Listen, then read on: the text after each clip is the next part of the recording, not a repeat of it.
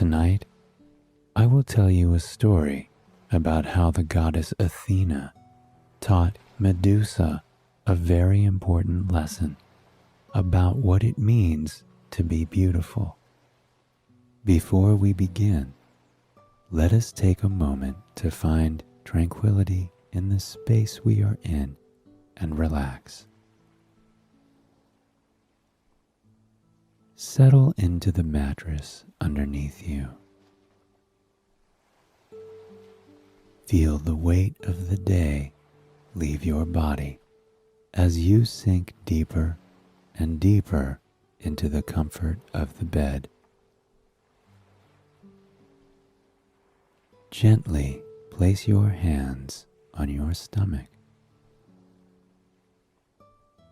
As you inhale and exhale, focus on the rise and fall of your hands.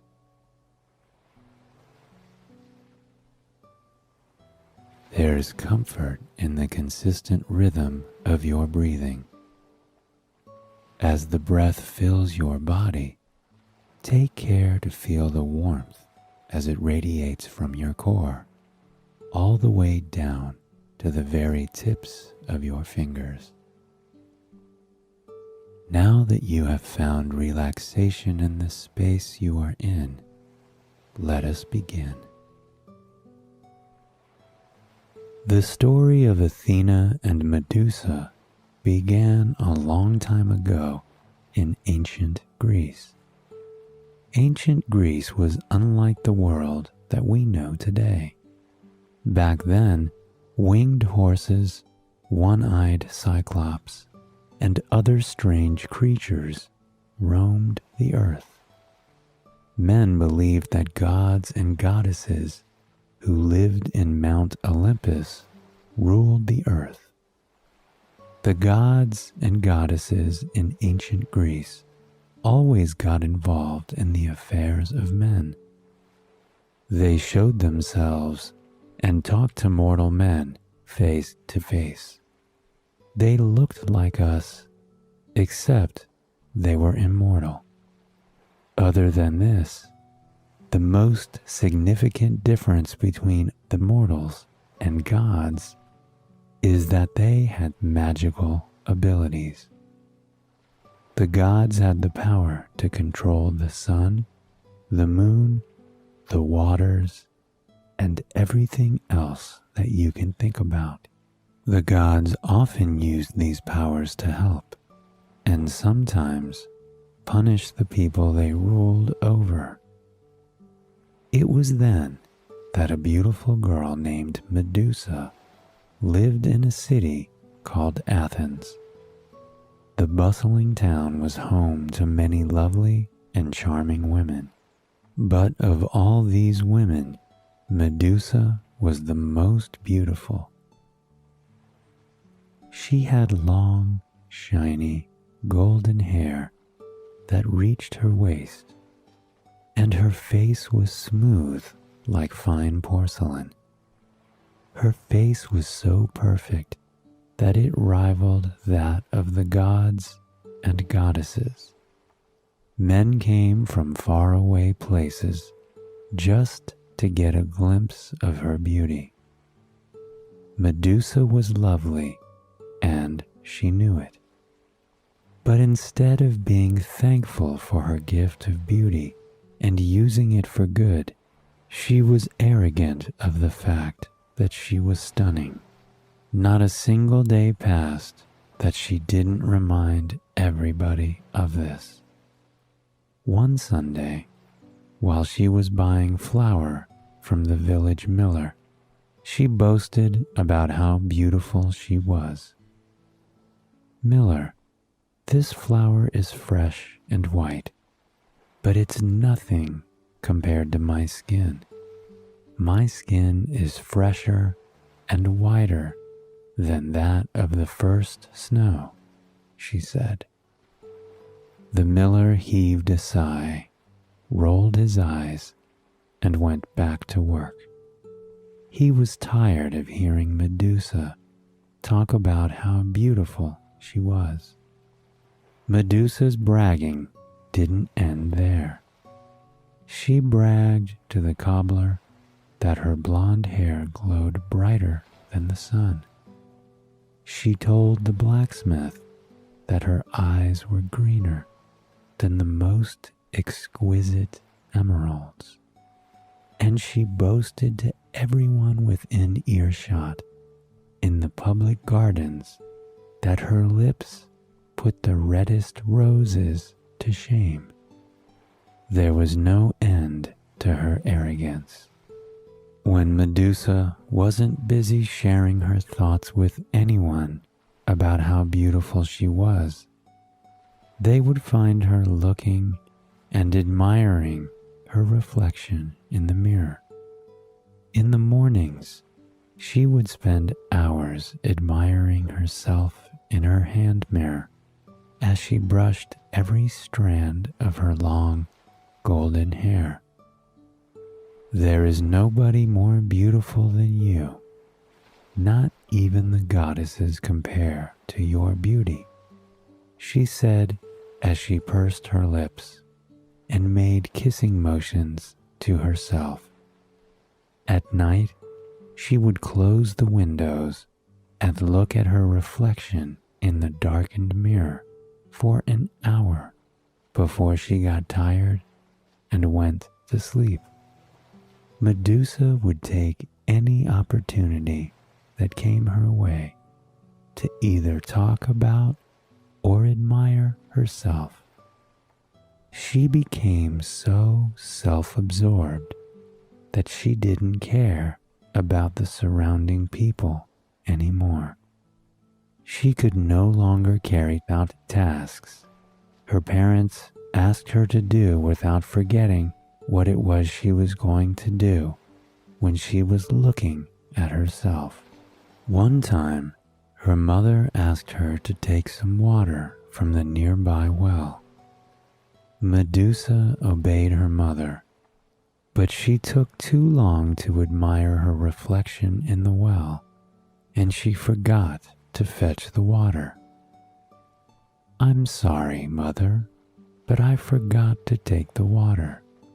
But aren't you proud that you have such a lovely daughter like me?" she said to her mother without an ounce of guilt. All her mother could do was sigh. She didn't know what else to do with her daughter. Every day, she prayed to the gods, to the goddess Athena, the patron of the city of Athens, to help her daughter be humbler. One day, Medusa's closest friends, who took care of the Parthenon, invited her to visit the temple with them. Medusa was very excited because this would be her first time to visit the famous temple. But more than visiting the temple, she was looking forward to showing off her beauty to the people who went there. Later that night, Medusa asked her parents' permission to go with her friends to see the Parthenon. It thrilled her parents when they heard that their daughter was taking an interest in some other things other than herself, and they agreed right away. Perhaps the goddess had listened to their prayers. "You should see the Pantheon that the great Pericles constructed. It thrills your mother and me that you've taken an interest in the goddess Athena," her father said. To appease and not go into another argument with her parents, Medusa nodded in agreement. But what she didn't tell them is that she didn't care about the goddess Athena. Medusa only cared that she would show other people how beautiful she was. Medusa woke up even before the rooster crowed the next morning. She went to her closet and wore the fanciest and most expensive clothes that she owned. brushed her long hair, and put on her best hair clips. In her excitement, she didn't spend that much time admiring herself in front of the mirror, like she usually did every morning. She bid her parents goodbye and went off to meet her friends. When she and her friends arrived at the temple, she couldn't help but stare in awe at how big and wonderful the temple was. Medusa, I'm not sure if you're interested or not, but the Parthenon has 46 columns on the outside and 18 on the inside. It was Ceres, her friend said to her. Thank you, but I need not know how many columns are inside this temple, Medusa said as she interrupted her friend. Ceres, instead of telling me about the temple, why don't you tell me about how I look? She asked her friend as she twirled around to give her friend the full effect. You look lovely, as usual, her friend Ceres replied. We will leave you here while we attend to some more important temple duties. Please look around and explore the temple. We will find you once we finish with our duties. Medusa's friend said as she went off with the other caretakers to attend to their duties. Medusa walked around the temple, aware of the fact that people were looking at her everywhere she went. She knew that they were admiring her, so she strolled so that people could admire her better. I am inside the goddess Athena's temple, yet people are looking at me instead of her. That just proves that I am more beautiful than she is, she thought to herself. The Parthenon was full of sculptures and artworks dedicated to the goddess Athena. The most talented artists in Athens made these in Athena's honor. When Medusa walked by a sculpture of Athena, she whispered that she would have made a better subject for the piece. This is exquisite, but it would have been better if the sculptor made a statue of me instead. She thought the same thing when she passed by a painting of Athena. The painter did a great job because the goddess has very bushy eyebrows, she scoffed. I have perfectly shaped eyebrows. It's a shame that the painter didn't know me before. Otherwise, he would have painted me instead. He would have had a better masterpiece. On and on she went about every single piece of art and statue that adorned the temple, until she found herself in the center of the temple, where the 40-foot sculpture of Athena known as the Athena Parthenos stood majestically. The famous Greek sculptor Phidias made the statue. He sculpted the figure out of wood and covered it with gold and ivory. The statue showed Athena wearing armor and an aegis, a goatskin shield. On her right hand, she held a statue of the Greek goddess Nike. On her left hand, she carried a shield. Engraved on her shield were various battle scenes. On her helmet, a sphinx and 2 griffins stood, and a giant snake coiled behind her shield. The statue was grand and exquisite, just like the goddess Athena. It impressed everybody who came to see the statue, except Medusa. The temple is beautiful. It's such a shame that it's built and wasted on Athena.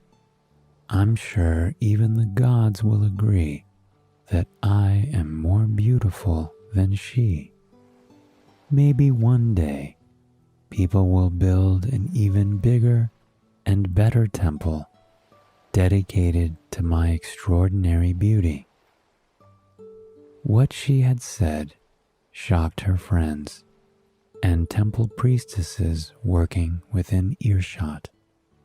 Of all the years they worked in the temple, they knew that the goddess Athena took particular interest in the Parthenon and listened to everything said inside. They also knew that the goddess did not like being compared to anyone else. They had seen the powerful goddess when she got angry, and they knew that it wasn't the best idea to irritate her. Seeing that Medusa was their friend, they tried to help her by making her take back what she had said. Athena was kind and merciful, so they were sure that the goddess would forgive Medusa. Surely you don't mean that. Take back what you said before the goddess gets angry at you, Ceres said to her. Why should I take back what I have said when it is the truth? Medusa asked in disbelief. She turned towards the statue of Athena and said in a loud, arrogant voice, I wish that the goddess would appear before me, so that everyone in this temple will know that I, Medusa, am more beautiful than her. Just then, a blinding light filled the temple. When the bright light receded, the goddess Athena, in all her glory, stood before her. Medusa trembled at the sight of the mighty goddess. She looked around the temple for somebody to help her, but she was all alone. Her friends and the other temple visitors all ran out in fright at the sight of the goddess. My name is Athena, the goddess of war and wisdom. I have heard all that you have said in my temple. Although being beautiful is a gift, it is fleeting. However, kindness and pureness of heart never grow old. If you repent and reflect upon what I have said, I will be merciful and forgive you, the goddess said to her in a soft but authoritative voice. Despite the goddess's offer, her arrogance overcame Medusa, and she said, You are saying these because you are just jealous of my beauty. It is clear as day that even if I'm mortal, I am more beautiful than you. Athena was silent for a few seconds, and then she spoke in a sad voice. My dear child, there are things that are more important than physical beauty. You should also take care of what is inside. I could strike you down, but I have heard all your mother's prayers, and so I will be merciful to you. You will become what you are inside, ugly and monstrous. As soon as the goddess said these words, Medusa transformed. Where her long, beautiful hair once was, snakes grew. Scales covered her once clear and porcelain skin. Anyone who looks at you will turn into stone, and nothing can save them from that. Even you, my dear Medusa, should you want to look at your reflection, will turn to stone the moment you see your face, Athena said as she looked on. Medusa was shocked at how she looked, scaly skin and snakes for hair. She cried and pleaded with the goddess to change her back. But it was too late. I will not be heartless, and you will not be alone in your current state. Starting today, I will send you to live with the Gorgon sisters at the ends of the earth. There, you cannot harm anybody, and you will have time to think about the things you have done, the goddess continued. And with that, Medusa and the goddess disappeared from the temple, leaving only a trail of smoke. When Medusa's friends found the courage to return to the temple, they found only the hairpin that Medusa was wearing when she came with them to the Parthenon. They searched for her, but she was nowhere to be found. The turn of events saddened her parents, but they hoped that one day Medusa would realize the error of her ways. They hoped that the goddess would be merciful and return her to them.